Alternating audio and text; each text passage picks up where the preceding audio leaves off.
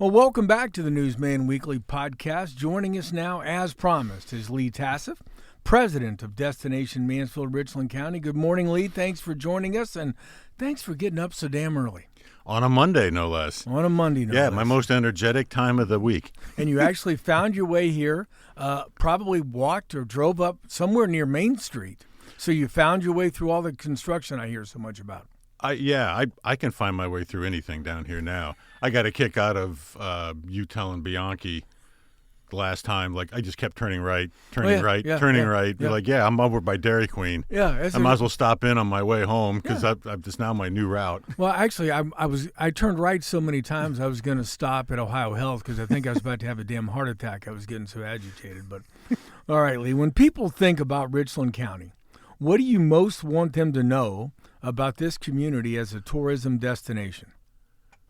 That there is way more here than they would have ever expected. If they take a look, I want them to be absolutely surprised. There's things here that shouldn't be here. There's an abundance of attractions that you would never expect. So to be absolutely surprised, and they got more things to do than they have time for. I mean, you've got something on an international scale like the Reformatory, followed right behind by Mid-Ohio, and then you've got icons like Snow Trails and the Carousel and Kingwood and Malabar. I mean, that's an abundance of riches. Right, and I think a lot of people, and it was the same way other places I've lived, people who live there tend to not think about what can draw people to their town because they're around it all the time. And they look at it differently. It's just always there. They don't see it as a tourist attraction. It's just an amenity they've always come to know and come to live with. I grew up in Navarre, Ohio, Stark County, which is Vero's, digs back there. And I drove past the Pro Football Hall of Fame most of my life, went there twice until I started working for their bureau back in the 80s. And then I was there seemingly every week. And you started to get a feel for just how many people from everywhere knew where we were because of it. And you really didn't think of it until then. Now, when you think about the past year, what do you think have been some of Destination Mansfield's biggest successes in attracting visitors to the area? I know you mentioned some, but quantify for us a little bit, if you would. What are some of the top draws, and how many folks do they attract? Oh, top draws: Mid-Ohio, Kingwood, Malabar Farm, for sheer numbers. And then the Reformatory for just sheer magnitude of everybody knows what it is and where it is. Those are at the top of the list. Hoping that Mansfield Speedway gets in there in a couple of years because they're kind of putting themselves on the map in a big way. Those are the biggies. You've got things like the Howe Bird Sanctuary, which is still on the rise. We had more fun last year with a digital campaign for them. And they saw a 33% increase in attendance. That made us very happy because our job sometimes is to make an attraction famous. We did it with the Reformatory on a massive scale. We helped announce the Buckeye Imagination Museum because they're in there as well in that next tier down. But our job was to get them noticed when they first showed up. Like, okay, you are now established, and then move on to the next one. The Bird Sanctuary, because they kept making improvements.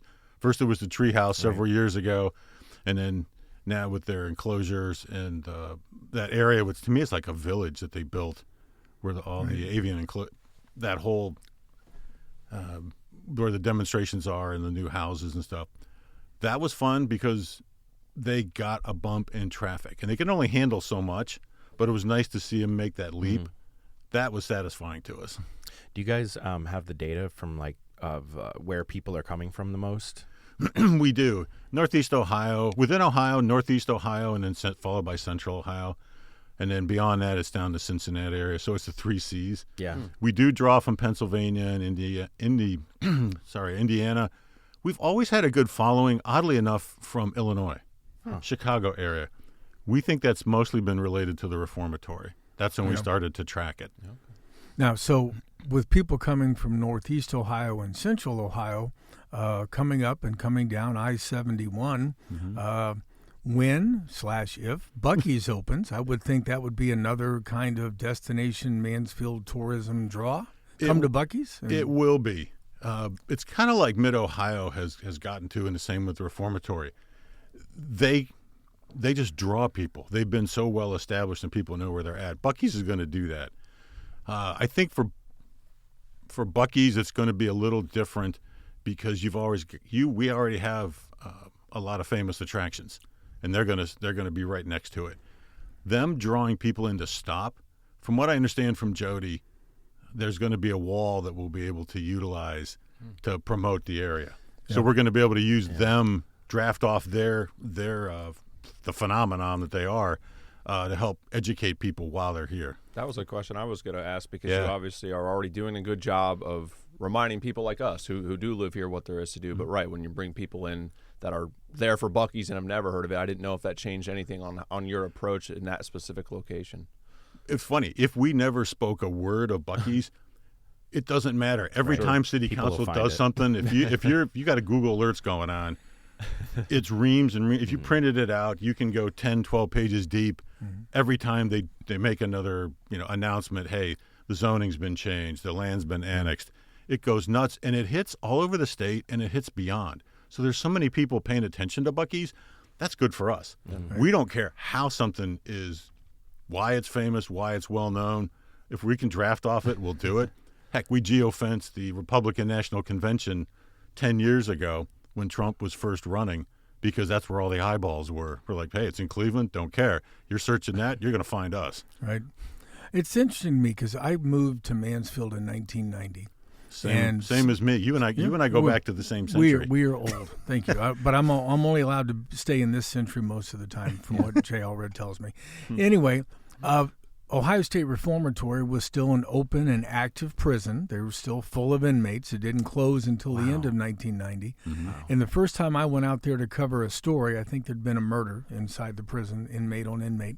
If you would have told me in 1990 that the Ohio State Reformatory was going to be a tourism draw from people around the world, I never, ever, ever, ever would have imagined it. It will be a huge museum. We will have a renowned music festival and a movie, Halloween, that haunted house. Yeah, I mean, still the number one movie by IMDb. Yeah, unless it dropped recently. Yeah, even in 1990, you would not believe that there would be a Oscar-winning movie made. Well, I mean, keep in mind, in 1990, if you'd have told me that there'd been stores actually open on North Main Street, I would have laughed at you because there weren't any. I mean, it was all closed up, boarded up, and dead. The carousel was a hole in the ground. It was. When I got here in the fall of 90. Yeah, they were. I remember when I actually covered the story, believe it or not, when Virginia Imhoff, who was on, I think, was on City Council. And was she president of council then? No, it was. She seemed to be that forever. It was the gentleman who owned Crow's Shoes. Paul. Yeah, Delanides. Paul Delanides. There's a picture of them swinging a sledgehammer, hitting the side of the building. Hitting a building that was there? That they were taking down to begin the demolition to make room for. I missed all that. That's how damn old I am. I mean, Carl covered it. Yeah, I did. I did. Literally finally, did. Yeah. All right. Now the cool thing is, I mean, there are so many tourism draws, but there's also events. Yeah. In addition, and some of them happen at places like you've got incarceration coming up in July. Yep. You've got more races at Mid-Ohio, more races at Mansfield Speedway. How important are events at these sites in terms of drawing people? And talk a little bit about incarceration to start with. Exceedingly important when it comes to events because they draw people and energy. I mean, my God, look what happened with something as simple as Queen of Hearts. It was an excuse to come downtown or whatever area something's happening in. Yeah, when nobody could get downtown, everybody got downtown for Queen of Hearts draws. See, that's trust me. You and I we all work downtown. Yes. We get the back alleys and ways you got to go through this stuff, and you understand the frustration. But if somebody wants to be here, they'll find a way to do it, and they'll find a place to park, and they'll have a great time, and they'll wander their way back. But events bring life. Go back to Shawshank Hustle. It starts at the prison. It runs right through Main Street. It's an excuse for eyeballs and people and energy to be in one location. Having incarceration, what a brilliant thing to have happen. They get more publicity for the most minor things. And in every byline it says, Ohio State Incarceration Music and Tattoo Festival, OSR, and Mansfield. And it goes everywhere. It's the most amazing thing to witness beyond the 30-plus thousand people that show up and got introduced to the area that never would have looked twice our direction. But they come to a very cool prison, which is a great backdrop for the perfect genre of music, and they have a ball. And we have a booth right in the middle of it. So we get to see people, talk to them, help them. In a lot of bad decisions made that weekend usually. Most of it doesn't amount to a lot. It really is pretty well patrolled. I mean, you've got Homeland Security towers up there. There's people milling around, but by and large, they're rowdy when the music comes on. Beyond that, they're actually very happy people, and they're really fun to talk to. Yes, I can vouch for that. Yeah, well, these guys are both. I've never been, and probably won't. Do you want to be on our volunteer list and work in the booth?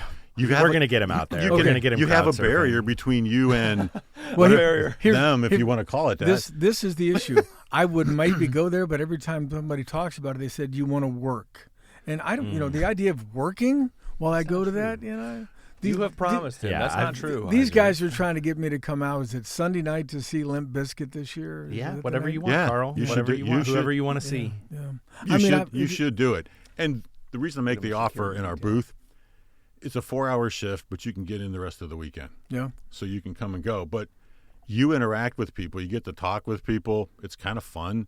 The people watching's otherworldly. The scariest looking people are the nicest looking ones. Yeah. And again, you see a lot of bad choices being made, and you're like, man, people survive, and they're having a ball. We've usually had people, like bad choices around sunscreen for the most part. Sunscreen, dropping their phone in the porta-john, and they got to get it back out, and they need it clean. I am not. We have like an entire utility closet in our booth under the table for the most bizarre things. Wait. Somebody drops their phone in a porta pot, and they want it back? They got it back. But they wanted it clean. Oh, dear God. Carl, in the media tent, there's actual bathrooms and like free coffee. And, I'm just saying, if I ever That's a little bit more glamorous than what we got going on. If I ever drop my phone in a porta pot, that's it. We're done with that now. Whatever's on there can, whatever drops in the porta pot stays in the porta pot. You mentioned volunteers. Is that something that you guys look to the community? Like someone's listening, like, oh, I'd maybe be interested in that. How do they contact you? You will get vetted. By Kim in our office, but every volunteer we have is pulled from the community. Cool. It's funny. Vero's been we got him hooked. You must not be vetting very hard if you're letting Tony Vero in. It's Tony background check. He's barely tall enough to see over the counter. A couple of years ago, I was down in front of the stage taking pictures when he and some other officials from around the county were walking by in their bright polos. Yeah, those are our polos. Yeah, that's how you can find us in a sea of black. Yeah. I would love to see them pick up Tony and crowd surf him. I think they just flying back and forth across the place. That's a really good idea. I think it is. Can we get pictures of that, guys? Great content when they crowd surf. Maybe on an election year is when he'll do that. Our daughter came down and did it and crowd surfed, and her husband wanted no part of it. But they went, "You're next." No, literally picked him up and. Like you're gonna follow your wife. Yeah, I am, and off he went. Yeah. I have recurring nightmares about such things. But obviously, one of the things on everybody's mind is downtown revitalization, the Main Street Corridor Improvement Project. Is that anything at all that will help in terms of your efforts to market the area, having a Main Street? Assuming they actually get it finished in October, what impact does that have on you guys? It's a great thing. Our job is to amplify what people do. In other words, if there's a good thing going on, then how do we take your message and push it further? One thing we found out since we started doing research clear back in 2015 in a real way, that usually the second place somebody shows up is downtown. They come here for one reason or another, but they always make their way into a downtown. So having it clean, wide open, friendly, colorful, two-way will help because they can park and walk. All that stuff is massive. I've already talked with Jody about when can we actually, there's enough progress made, finished progress, like on the north side of it, that we can start shooting video and start shooting images of just things happening. We can stage some of it, but you've got natural crowds drawn down to Final Fridays or just on Saturdays. You've been around here enough. You see people milling around now. Imagine that doubled when everything's cleaned up. We need to capture that so we can use it next year, and it will be a draw. Having Dan Liu take over at the Coney and pulling things out onto the street, that place has always been, since the carousel got built, like the image everybody saw of the carousel district in downtown. That's what that and City News, they became the iconic imagery. Having that still come out of all this construction well and probably be better than what it was before is a good thing. We'll send tons of people through there, but it'll be one of those things we can hang our hat on, that you've got this carousel that other communities don't have, that you've got this beautiful carousel district and the brickyard out back and all the retail and the restaurant and the bars and stuff around it that a lot of communities would kill for, and this is just a perfect fit. It's interesting because obviously there's still many naysayers in the community. Back in 1990 or 91 when they were building, this is the 35th anniversary year of the carousel, but when they announced that idea, thankfully there wasn't social media back at that time like there is now.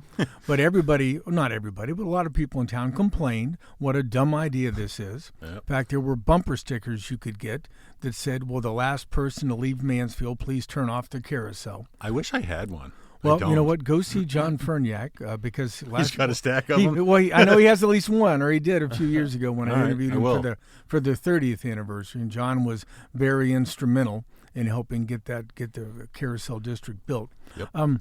How hard is it when you've got people who come from out of town? Like over this weekend, we had a lot of bikers in town because there was a big bike event at OSR and at Mansfield Speedway. You've got all these motorcycle enthusiasts in town filling the streets downtown over the weekend. And you see this, and you've got local people on social media who are still saying bad things. I mean, how do you juxtapose, how do you marry those two things? You don't. You ignore them. I like that. You ignore them. Well, when I got here, again, carousel was a hole in the ground. And when I started making my rounds at Kiwanis Club and Optimist and doing my speeches and stuff, that was the first question. Invariably, I don't care where they were sitting, front, back, side, corner, what do you think about the merry-go-round? They never called it a carousel.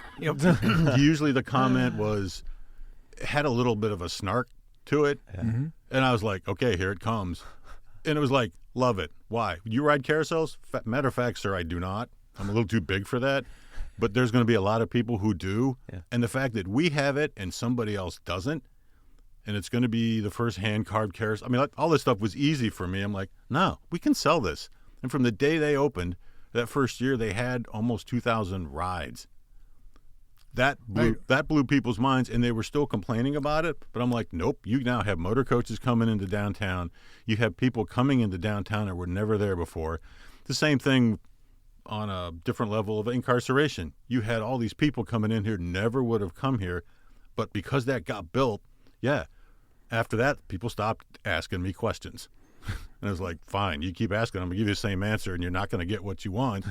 It's like, no, I'm going to take this and use this. Right, and the development that's incurred since then, like I said, when I first came to town, if you were walking down 4th Street and turned left, there wasn't a whole lot. I mean, the Coney Island was across the street, and City News was there, but especially on the left-hand side of the street as you turn, the big thing Mansfield was known for downtown at the time, unfortunately, was probably dive bars and massage parlors.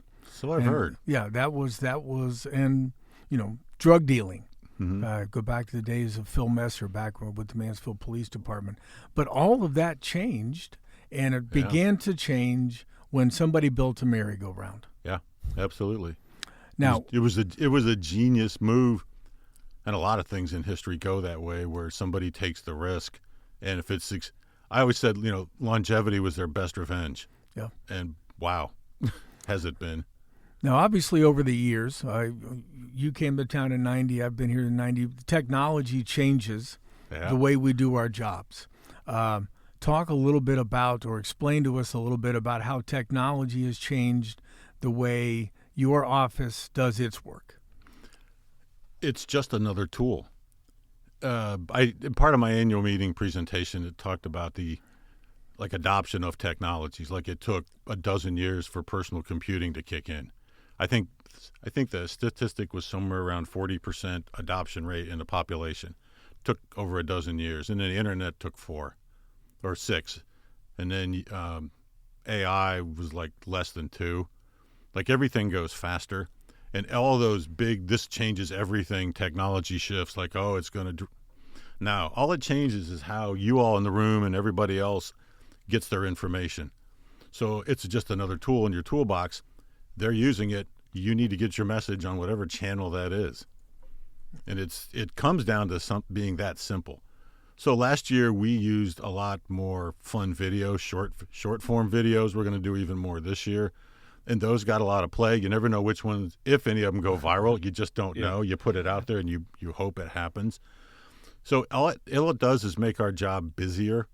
Like back in the day, there was mailings. And there were flyers, and there were brochures you handed out, and you did print ads. And then it changed, and you had the internet come in, and then you had social media. And it's like, okay, somebody else is paying attention to something else. Now we got to figure out how to use it. And then for us, we generally don't jump on it right away. We usually wait till the first wave comes through. We got some very good advice pre-social media that said, if you're going to do something with it, strategize it. How does it fit into your plan? And then craft your message accordingly. Even if it looks like it's spontaneous, it may not be. It's just part of the same theme you want to kick out. We've done that every step along the way to adapt to it.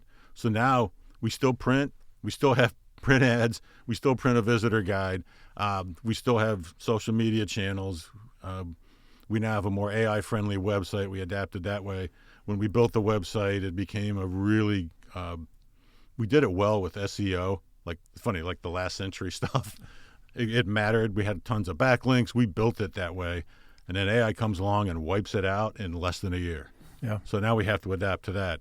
So we used AI to build the roadmap, the blueprint, to give it to the entity who built our website. And we're working with multiple agencies on how to build our content better, to making sure that our stuff shows up as something AI wants. AI loves Reddit. It loves different sources than what happened before. It's like, okay, now you know that stuff. Okay, how do you adjust? How do you make sure what you put out is, in whoever designed the AI, credible? Like, we're too biased. Yep. That blew us away. We're like, you got to be kidding me. Our job is solely to put a message out and be the best curators of stories here. We're the ones who do that. So we've dedicated our professions for decades. And then it's like, nope, sorry, you're too biased. Great. So now we got to build in other things that's more third party into what's in. It just changes. And we will evolve all of that stuff as the year progresses so that we watch our numbers go back up. Yeah, no, sorry to interrupt. I was just going to say, you get, when you talk about of course you're going to promote Mansfield or Richland County in a certain way, but then you get like third party, like just naturally, like Tina Fey on Jimmy Fallon. Do you see that? We ran with that just like everybody else did. We're like, hey, this is great. Performance in Mansfield, Ohio. It's like, oh my God. A lovely regional theater. How did she describe it? Yeah. It's funny. I just went to Chat GPT while you were talking. Wow. Oh, no. And I said, no, hold on. I said, is Mansfield, Ohio a good place to visit? Here's what it said. Yes. No, Carl. Yes, Carl. Yes, Mansfield, Ohio Who's asking? is actually a solid weekend or day trip destination, especially if you like history, outdoor spaces, and a lot of unusual, quote, hidden gem tourism. It's not a big city experience, but it does have several standout attractions packed close together. Must-sees include Ohio State Reformatory, Kingwood City Gardens, Mid-Ohio Sports Car Course, Malabar Farm State Park, and then it basically goes on farther. But there it is. Cool. I asked Chad, if it had said no, I'd have read that to you, Lee. Yep. I know. I know you would have. I would have, but yeah. But who would have thought back in the early days that we would be talking about page view? I'm about to say the internet. Talking about the interwebs and click-throughs, the interwebs and click-throughs and Snapbook and Instaface and all that stuff. I mean, get off your lawn. Yeah, get off my lawn. But I mean, they're tools, but at the same time, guys like me and you, well, especially you, not so much me because I'm even older, we had to learn how to use this stuff and what it means. Oh, yeah. So do you have you go out and hire younger people that actually know how this stuff works, kind of like we did here? A little, yeah. Also, I got married later in life, so my kids are still in their 20s. So there's a whole lot of, they become our technological experts. Yeah. So you're kind of watching what they did through high school into college, or if you get stuck with something, like where'd you pick that up at? Where'd you read it at? And then, yes, hiring younger.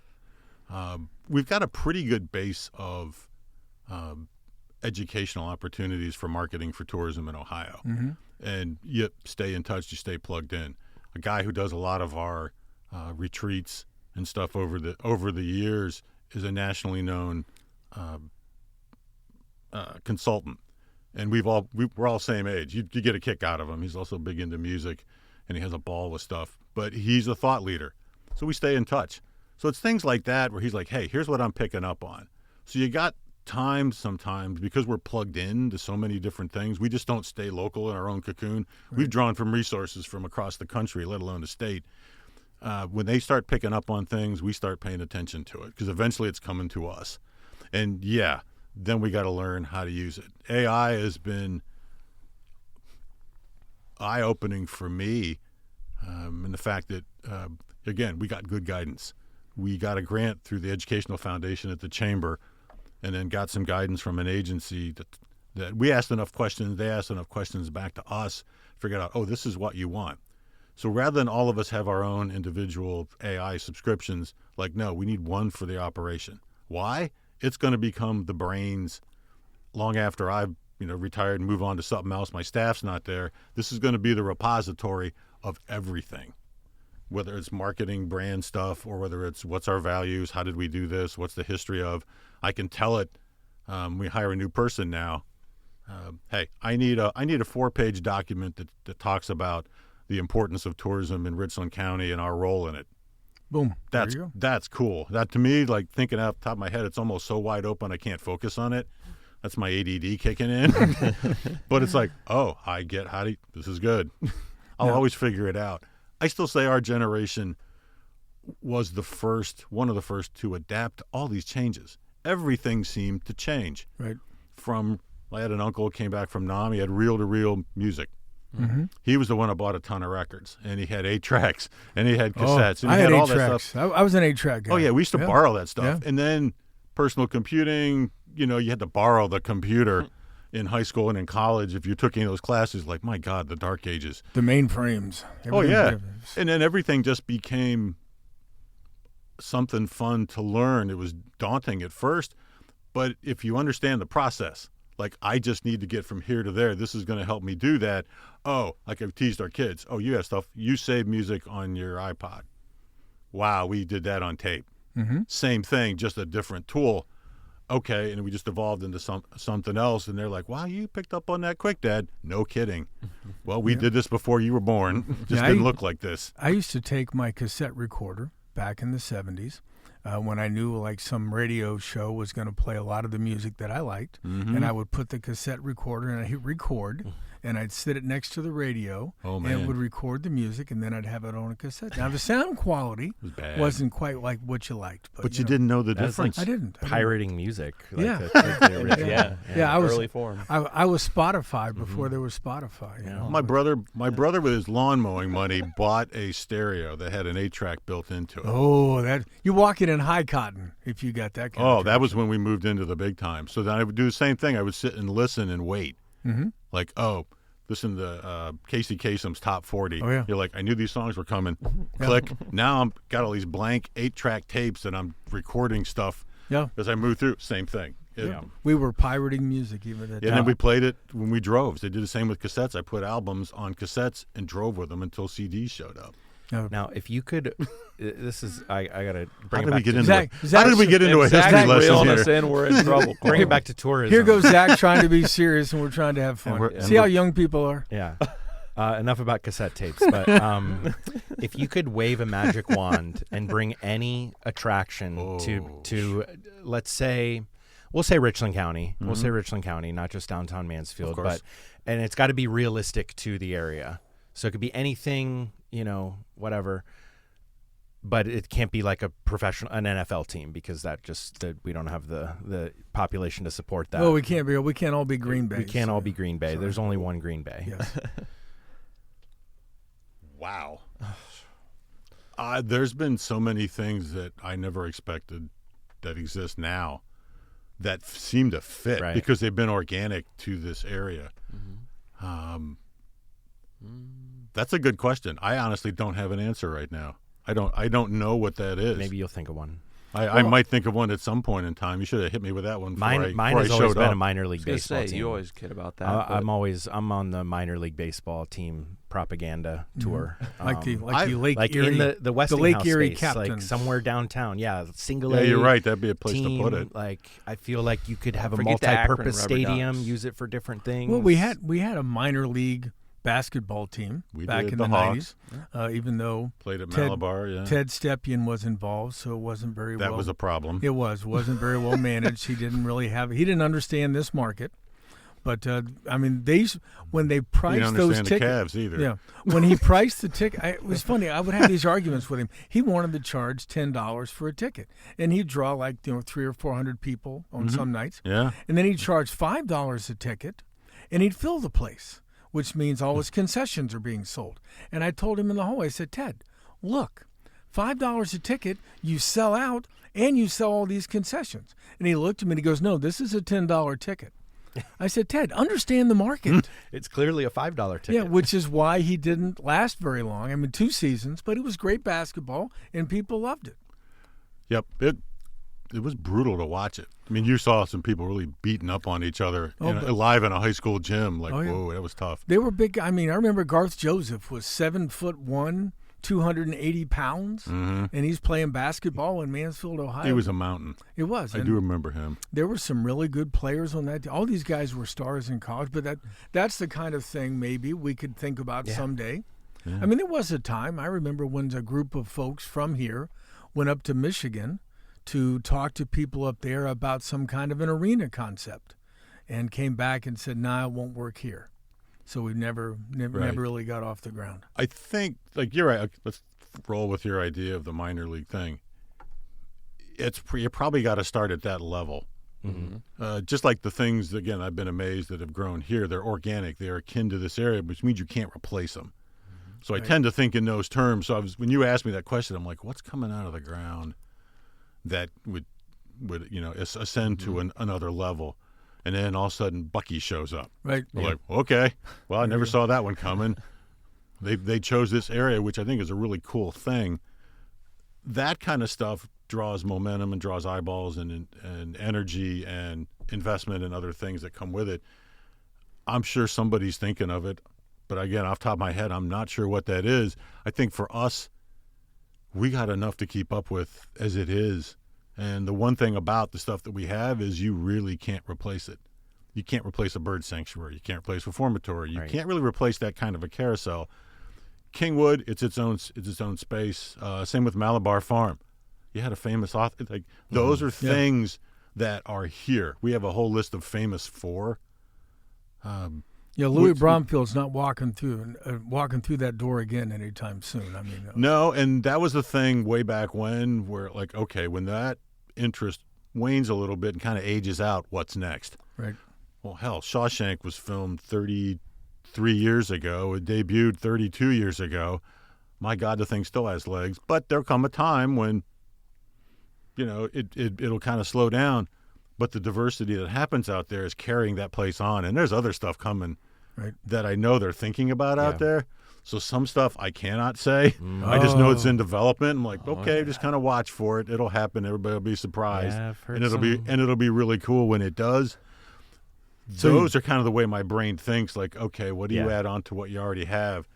Because I don't know if something that transformative is going to show up and just rewrite everything. Well, there's already a lot of transformative things happening right now. So it's like when you get to that, maybe that next level that we're going for with Main Street, with the housing that's coming to downtown, with the Speedway revitalization, like the next thing could just be something no one's thinking of because we don't know what it's going to be like in 5-8 years. I mean, this stuff takes dreamers, and it takes a lot of sometimes private investment. I mean, the Mansfield Speedway, you had Matt Tift who said, you know what? Add that into the mix. I'll put my $8 million into buying and rebuilding this racetrack. It takes sometimes that kind of big commitment. And thanks to Mike Zarilla, who ran it in the ground before, but I think he spent $20 million doing what he did. And it's like, you're right, Matt came along, and I think that's another one of those big things on the Ascension that's homegrown because it was here, that the better they get, the more notoriety they have, the better their racing gets, the better the experience is.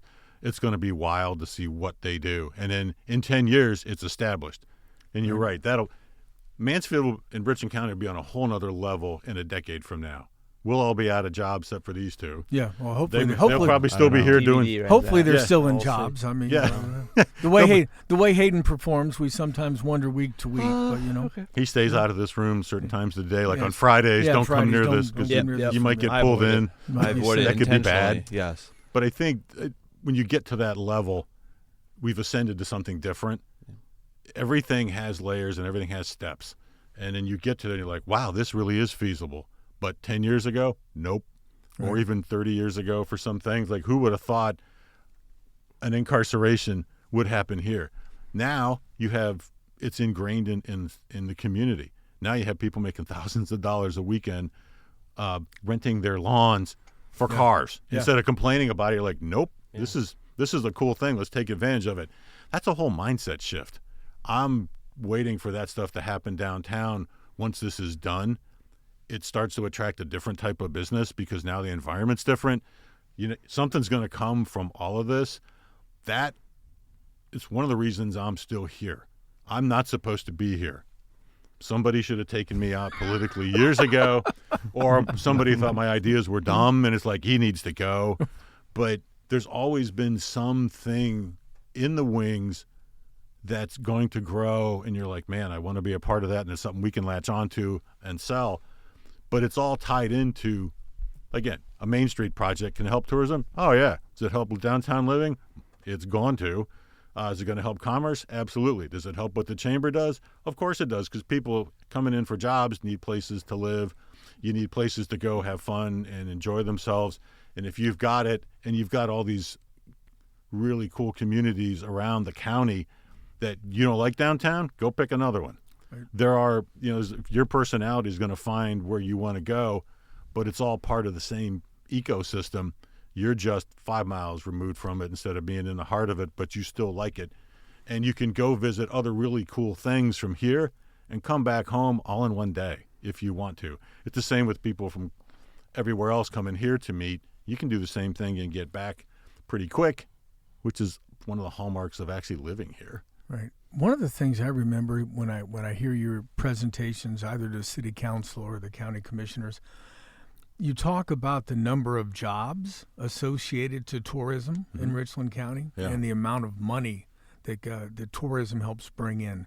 What can you tell us about those numbers so people have an idea of what we're actually talking about in terms of the value of tourism? Overall impact from spending is over $450 million. Over 5,200 people have jobs because of tourism. We're number 3 when it comes to job intensity in Northeast Ohio. That's a really cool stat that didn't get published through the state for a while. What it means is only 2 other counties in Northeast Ohio that tourism jobs mean more to than Richland. So we take our what we do seriously. Beyond that, there's over $13 million left here by tourists. And they're spending, which is money none of us, if we live here, have to pay for services. So it's a pretty good ecosystem. We've been anywhere between the 6th and the 4th largest employer, tourism, hospitality, and all that's wrapped up into it in the county for a long time. That's not insignificant. When I talk to the people with Buc-ee's, one of the things they tell me is their average travel center, which they're hoping to build here in Mansfield, draws 5 million visitors a year. You're talking about bring it 200 jobs that start at least a minimum of $18 an hour. So there's sales tax, there's property tax. As a kid, there's income I would have tax. loved to have made that a job growing up. Can you imagine the money you could put away just to go to school or other stuff? Yeah. I used to make, I worked for tips as a golf caddy at the Cambridge Country Club, okay? You made enough money in tips to buy something to eat at the concession stand between rounds. I mean, that's the kind of big money we were bringing in at the time. Yep. But when you think about the branding campaign that you went through a few years ago, the countywide branding campaign with the city, the county, the villages, the cities like Shelby, Ontario, how important was that to the success that we will see going forward? Bigger than what most people think. What it meant was you now had a single story that really embodied Richland County, and it was all put down on paper. And you can build from there. So every ad campaign builds from that. It has the same message. I mean, visitors don't know it, but they're getting a message that ties back to that tenacity, turn triumph, and we're creators, doers, makers, all that stuff. That embodies Richland County. All of that was a focus of, okay, it's more than a logo, but you do have a color scheme. You do have a logo that's recognizable, but that's only because you're using the brand story to create the ad that the logo happens to be stamped on.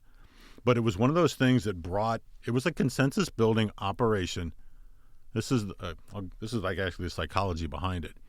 It was a consensus building exercise to pull the entire county together to focus in on how do you create that story and then start telling that story. That's what had to happen so that, like, we were already doing it in tourism, but could it extend to the quality of life? Could it extend to the business climate? All the more traditional parts of economic development? And the answer is yeah. And it will be used to attract talent. It will be used to get people to live here beyond working here, beyond visiting here. And if you're having more people visit, then you have more people exposed to the community. So it's all tied in. It really is. That's the more exciting part for me. It wasn't just that we had, a new color scheme for something. It was, no, this was pulling the community and the economic development leaders together and focusing it. Now, it'll come and go in varying degrees, but that's essentially what's behind it. Now, obviously there's local events coming up every weekend. Like, for example, this weekend coming up, we've got this Corey Hager concert at Richland Carousel Park Friday night, a Bike Fest on Saturday, the Westinghouse site party on Saturday, Juneteenth, and I believe at Arlen Field on Saturday, the Miss Ohio Parade on Sunday. Come on, weather. Though, yeah, knock on wood. Those might not be... And maybe they are in terms of bringing in tourists from outside the area, but how important are events like that to, I guess, capturing and creating a positive image in people who live here all the time? It's big because it shows life. There's something to go to. So you come here, your community has life and energy, and you want to be a part of it. And if there's more of those things, then more people want to be a part of it as well. So hopefully your satisfaction of living here already, you're like, wow, there's some cool things going on. I don't have to go anywhere. There's something to do. Or if somebody come in from out of town, there's somewhere to go. For out-of-towners, it's just another reason to come here, another reason to expose them to the area, and they're going to learn something. So you asked me way back in the beginning of this interview, what do you want people to take away? Like, wow, I didn't expect this. This is better than I thought. And most people like it better than, as you said, those of us who live here for a while, you don't think of it in the same way. If there's traffic in downtown, if there's traffic that keeps you from moving through downtown easily, you're welcome. It's a good thing. I think the mayor would probably say the same thing. They all can't wait and bob until the pylons and the barrels and everything are gone. Yeah, because that's just a sign of progress. But you want it to leave. But if it draws people downtown, and then it takes you a while to get through downtown, that's by design. Slow it down to create the environment by which people have a better time and enjoy themselves. So right. It does pay to have that for something in your backyard. All right, let's kind of close with this. When you look forward 5 years and you think about challenges, what are some of the biggest challenges / opportunities that are going to be facing the tourism industry today? In the industry itself, there's a term called over-tourism. We haven't tapped into that, where there's just so many people, they're overrunning your community. I don't think we've gotten to that point yet. I really don't. You saw glimpses of it during COVID. Like go out and try to hike back then, like through Hocking Mohican. Hills. If you go to Hocking now, oh my it's God, like just yeah. And the cool thing is, because is that possible here? Yeah, maybe. We do share the same PR rep. When Mohican which is shows up on USA Today is like one of the best state parks in the country. It's not helping. No, but if you get to that point, that would be a problem. But I think we have a long way to go before we get there. Beyond that, I think the only limitation is, like you asking the question, gee, what if you had this? If you stop having those conversations and those thought processes, then you'll slow down again, which I don't see happening because there's too much energy. There's too much progress going on. There's too many things happening. It puts you in a whole different mindset. I think that and just keeping the investment up, like staying ahead of the curve and plotting for the next thing rather than wait for it. Like, no, we kind of need to build the infrastructure for it, which is, I mean, the infrastructure now under the ground. What did Bianchi talk about? They kept running into how many things when they start digging down. Well, you don't have to do that for 100 years. Now you can worry about this top. Now you've got the foundation built. Cool. Now you can grow on top. I think though all those things, as long as there's forward-looking thoughts, will be fine. Well, the good news is in 5 or 10 years, you and I will be sitting with our feet up, watching these guys, younger guys, try to figure out what comes next. Don't screw it up. Yeah, don't screw it up. We've done all we can. All right, folks. We've done enough damage. Right? It'll be AI probably, right, Zach? Yeah, exactly. All right. I did promise Lee I had to get him out of here in time. I think he's got a 10 o'clock meeting, so we're going to move along. We are going to wrap up today's show on that note. Many thanks to Destination Mansfield Richland County President Lee Tasseff for joining us today. Thank you, Lee. Nice to be here. It was fun.